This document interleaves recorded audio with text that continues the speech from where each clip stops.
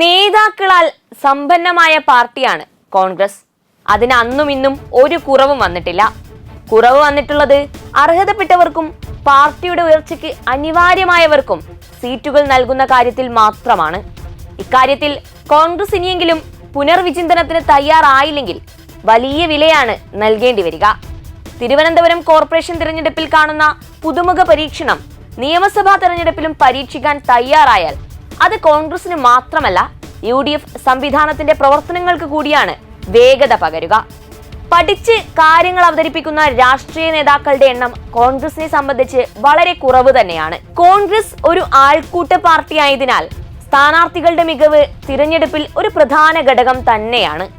നിയമസഭയിൽ എതിരാളികളുടെ വായടപ്പിക്കുന്ന തരത്തിലുള്ള പ്രകടനവും പാർട്ടിക്ക് കൂടി വേണ്ടിയുള്ള പ്രതിരോധവുമാണ് സ്ഥാനാർത്ഥിയാവാനുള്ള യോഗ്യതയായി കോൺഗ്രസ് കാണുന്നതെങ്കിൽ അവർ തീർച്ചയായും പരിഗണിക്കേണ്ട ഒരു പേര് നിഷാ സോമന്റെയാണ്.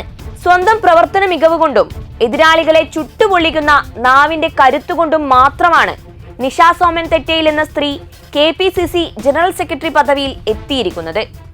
ഒരു നിയമസഭാ തെരഞ്ഞെടുപ്പിൽ വിജയിക്കാനും മറ്റുള്ള UDF സ്ഥാനാർത്ഥികളെ വിജയിപ്പിക്കുവാനുമുള്ള കരുത്ത് നിഷയുടെ ആ നാവിനുണ്ട്. ഒട്ടും ക്ഷമയില്ലാത്ത ഷമാ മുഹമ്മദിനെ പോലുള്ളവർ ചാനൽ സ്റ്റുഡിയോയിൽ ഇരുന്ന് വൈകാരികമായി പ്രതികരിച്ച് പ്രേക്ഷകരുടെ ക്ഷമയെ പരീക്ഷിക്കുമ്പോൾ യൂട്യൂബും ഫേസ്ബുക്കും ഇൻസ്റ്റഗ്രാമും ഉൾപ്പെടെയുള്ള നവമാധ്യമങ്ങളിലൂടെ കൃത്യമായ ഇടപെടലാണ് നിഷാ സോമൻ നടത്തിവരുന്നത്.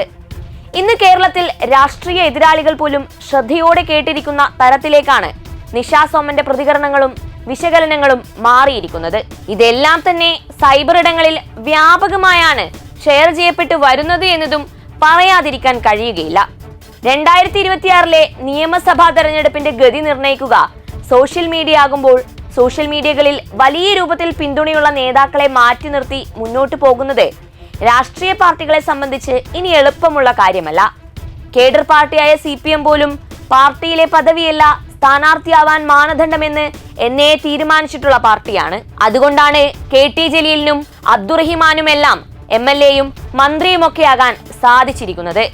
2026 നിയമസഭാ തെരഞ്ഞെടുപ്പ് ലക്ഷ്യമിട്ട് BJPയും വലിയ രൂപത്തിലുള്ള പുതുമുഖ പരീക്ഷണങ്ങൾക്കാണ് ഒരുങ്ങുന്നത്.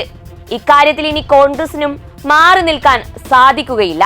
നിയമസഭാ തെരഞ്ഞെടുപ്പിൽ സ്ഥാനാർത്ഥിയാകാൻ സാധ്യതയുള്ള കോൺഗ്രസ് നേതാക്കളുടെ ലിസ്റ്റിൽ നിഷാ സോമൻ ഇടം പിടിച്ചാൽ അവർ ഇടുക്കി, കോട്ടയം, പത്തനംതിട്ട ജില്ലകളിൽ ഏതെങ്കിലും സീറ്റിൽ മത്സരിക്കാനാണ് സാധ്യത. നിയമസഭയിലെ വനിതാ പ്രാതിനിധ്യത്തിന്റെ കാര്യത്തിൽ രാഹുൽ ഗാന്ധിയും പ്രിയങ്ക ഗാന്ധിയും ജാഗ്രത പുലർത്തുന്ന സാഹചര്യത്തിൽ മികച്ച വിദ്യാഭ്യാസവും പ്രസംഗ പാഠവും ഉള്ള നിഷാ സോമന് ഇത്തവണ നറുക്കു വീഴുമെന്ന് തന്നെയാണ് രാഷ്ട്രീയ നിരീക്ഷകരും കരുതുന്നത്. KPCC ജനറൽ സെക്രട്ടറിയായി ഒറ്റയടിക്ക് നിഷയെ നേതൃപദവിയിലേക്ക് നേതൃത്വം ഉയർത്തിയത് തന്നെ നിയമസഭാ തെരഞ്ഞെടുപ്പ് മുന്നിൽ കണ്ടാണെന്നാണ് കോൺഗ്രസ് പ്രവർത്തകരും കരുതുന്നത്.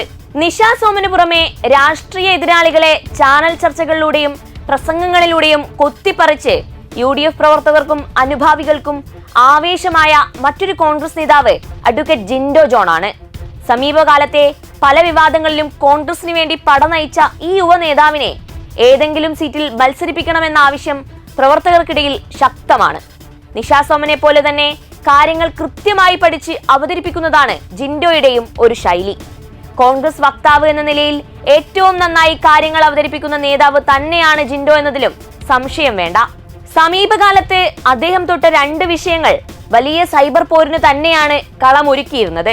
രാഹുൽ മാങ്കൂട്ടത്തിൽ വിവാദത്തിലും ഷൈൻ ടീച്ചറുമായി ബന്ധപ്പെട്ട സൈബർ ആക്രമണ വിഷയത്തിലും ഇടപെട്ട് ജിൻഡോ നടത്തിയ പ്രതികരണങ്ങളാണ് അദ്ദേഹത്തിനെതിരായ വലിയ സൈബർ ആക്രമണത്തിന് വഴിവെച്ചിരുന്നത്.